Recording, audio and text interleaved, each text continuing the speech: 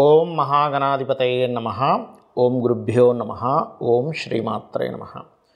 పరమేశ్వర స్వరూపమైనటువంటి జ్యోతిష, వాస్తు మరియు ఇతర అనేకమైనటువంటి శాస్త్రములను మనకు అందించినటువంటి మహర్షులకి నమస్కారం. హయగ్రీవ హయగ్రీవ హయగ్రీవేతి యో వదేత్ తస్య నిస్సరతే వాణీ జహ్నుకన్యా ప్రవాహవత్.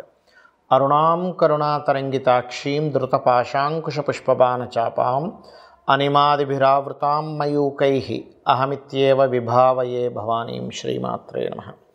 ప్రేక్షకులకి ఆ లలితాంబిక అమ్మవారి యొక్క అనుగ్రహం పరిపూర్ణంగా కలగాలని మనస్ఫూర్తిగా కోరుకుంటూ మనం ఈరోజు చెప్పుకోబోయేటువంటి టాపిక్ ఏమిటి అని చెప్పి చూసుకున్నట్లయితే, శుక్రగ్రహము ప్రతి ఒక్కరికి కూడా ఒక్కొక్క గ్రహము ఒక్కొక్క ఫలితం ఇస్తుంది. శుక్రుడు ధనానికి, సుఖానికి, వివాహానికి, లగ్జరీగా ఉండేటువంటి విషయాలకి కారకుడు.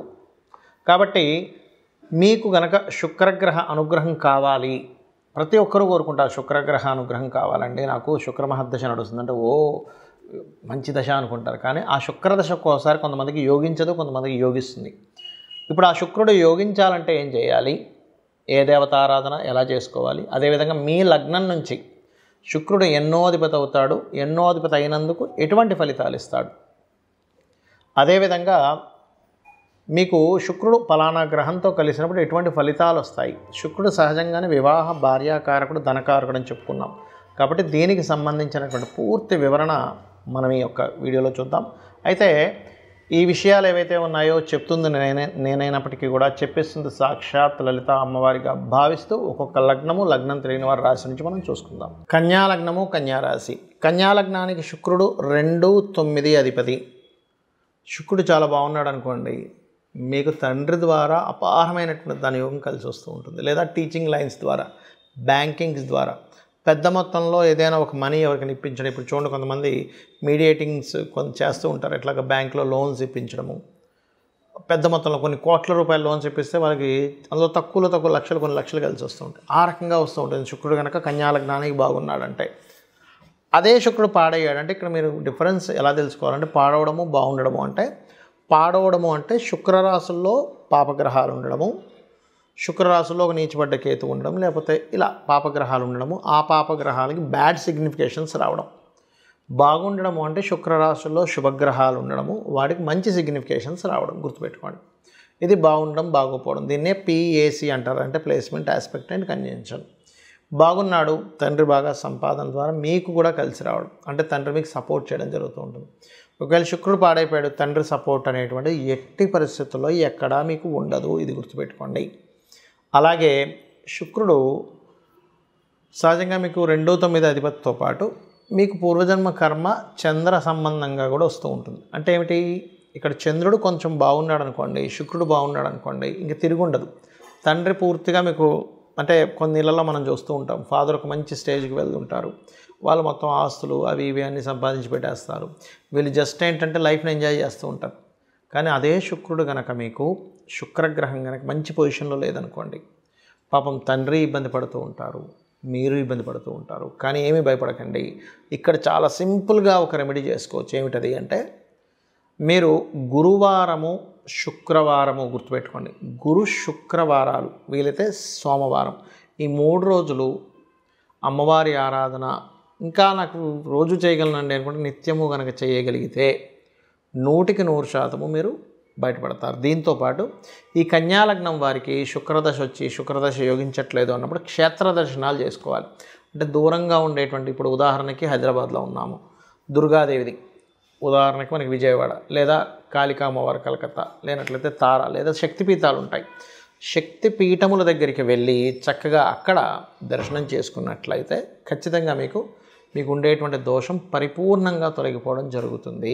చాలామందికి శుక్ర సంబంధించినటువంటి మహాదశలు వచ్చినప్పుడు యోగించదు. ఎందుకు యోగించదో కూడా చెప్తా ఇప్పుడు నేను మీకు. శుక్రుడు గుర్తుపెట్టుకోండి, శుక్ర రాశుల్లో ఏదైనా పాపగ్రహాలు ఉన్నా, చాలా ఇన్డెప్త్ సంబంధించిన విషయం ఇది. శుక్ర రాశుల్లో పాపగ్రహాలు ఉన్నా, శుక్రుడిని పాపగ్రహాలతో కలిసిన శుక్రదశ యోగించదు. అప్పుడు మనం ఏం చేయాలి అంటే చాలా సింపుల్. ఏ గ్రహాల ద్వారా అయితే ఆ యొక్క రాశులు ప్రభావితమయ్యాయో ఆ గ్రహాలకు సంబంధించినటువంటి దానము లేదా దేవతారాధన చేసుకోవాలి. గుర్తుపెట్టుకోండి. ఇప్పుడు ఎలాగంటే ఇది ఎందుకు ఇలా పనిచేస్తుంది అంటే చిన్న ఎగ్జాంపుల్ చెప్తా చూడండి.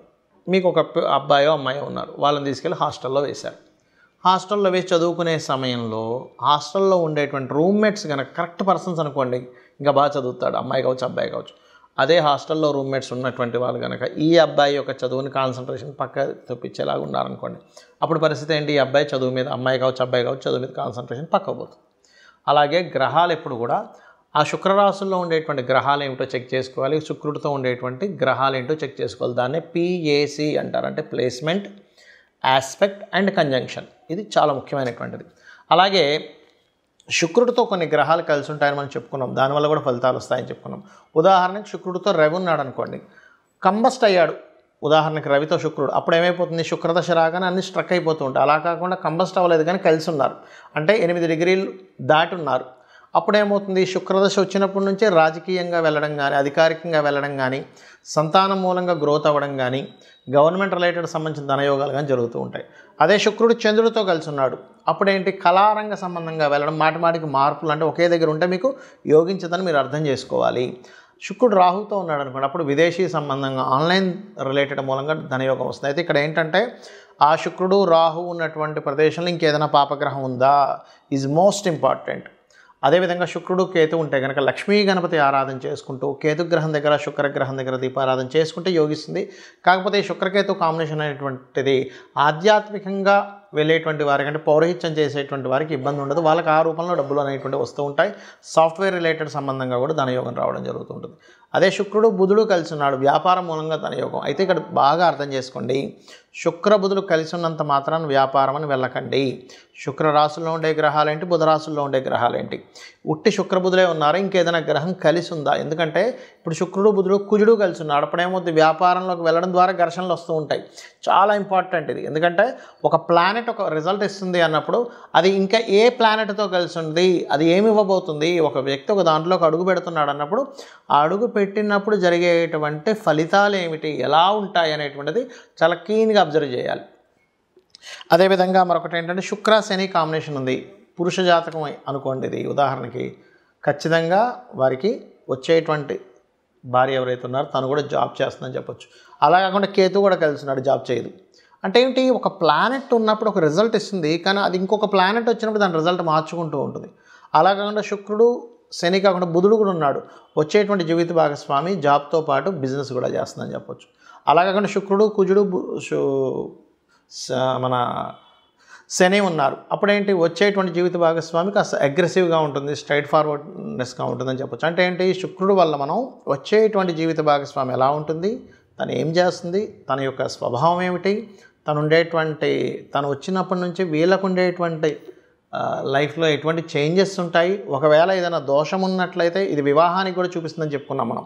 ఒకవేళ వివాహ సంబంధించిన దోషం ఏదైనా ఉన్నట్లయితే దానికి సంబంధించింది ఎలా చేసుకోవాలి, ఎందుకంటే శుక్రగ్రహం పర్టికులర్గా మీకు అది డ్యూయల్ సైన్లో ఉంటే ఒక రిజల్ట్, ఫైరీ సైన్లో ఉంటే ఒక రిజల్ట్స్, చర్రాసులు ఉంటే ఒక రిజల్ట్స్ అనేవి ఇస్తూ ఉంటాయి. శుక్రుడు అబ్జర్వ్ చేసే వివాహ జీవితం ఎలా ఉంటుందో చెప్పొచ్చు. సప్తమ స్థానాన్ని 12వ స్థానాన్ని అబ్జర్వ్ చేసుకొని ఎటువంటి ఫలితాలు వస్తాయి. ఒకవేళ శుక్రుడు గురువుతో ఉన్నాడు, గైడింగ్ నేచర్ ఉండే జీవిత భాగస్వామి వస్తుంది. అంటే ఏంటి? తను ప్రతిదీ చూసుకుంటూ ఉంటుంది. ఆ రకంగా ఏంటంటే మనం అసలు శుక్రుడు ఉండేటువంటి స్థితి ఏమిటో అనేటువంటి చూసుకోవాలి. కుజుడితో ఉన్నాడు, ఫైరీ నేచర్. అలా ఒక్కొక్క దాన్ని బట్టి ఇప్పుడు అదే కుజుడు కనుక బాగా పాడైపోయాడు, అప్పుడు ఏమవుద్ది? జీవిత భాగస్వామికి మాటిమాటికి ఏదో ఒక యాక్సిడెంట్స్ అవ్వడము, మిస్క్యారేజ్ అవ్వడము, లేకపోతే ఆపరేషన్స్ అవ్వడం, ఇట్లాంటివి జరుగుతూ ఉంటాయి. కాబట్టి ఏంటి? ఇక్కడ ఈ శుక్ర గ్రహం యొక్క ప్రభావం తగ్గాలంటే ఒకటే గుర్తుపెట్టుకోండి, శుక్రుడు ఏ గ్రహాలతో కలిసి ఉన్నాడు, ఏ పాపగ్రహాలతో కలిసి ఉన్నాడో ఆ గ్రహాలకు దీపారాధన చేయండి, ఆ గ్రహాలకు సంబంధించి దానం ఇవ్వండి. Point number 1. రెండవది, శుక్రుడు బాగా యోగించాలంటే గణపతి, లక్ష్మీ గణపతి ఆరాధన చేసుకోవాలి. లలితా సహస్రనామాల యొక్క శ్రవణము పఠనము చేయండి. అదేవిధంగా వీలైనంత మట్టుకు శక్తిదేవత ఆలయాలకు ఎక్కువగా సందర్శిస్తూ ఉండండి. మరియు గోవుకి శుక్రవారం పూట చపాతీ, అంటే నూనె వేయకుండా ఉండేటువంటి చపాతీ మీద చక్కగా తేనెను పూసి 3 చపాతీలు తీసుకుని దంచిన ముక్కలుగా చేసి శుక్రుడికి సంబంధించినటువంటి శుక్రుడు అధిష్టాన దేవత అమ్మవారి నామాలు చదువుతూ లలితాహాస నామాలు కావచ్చు, ఓం లక్ష్మీదేవి అయిన నమః అనుకుంటూ గోవుకు తినిపించండి. దీనివల్ల ఏమవుతుందంటే శుక్రుడి యొక్క అనుగ్రహం కలిగిందనుకోండి, ధనము, చక్కగా సుఖాలు, భోగాలు, భార్య ద్వారా అనుకూలత, వివాహం ద్వారా అనుకూలత కలుగుతుంది.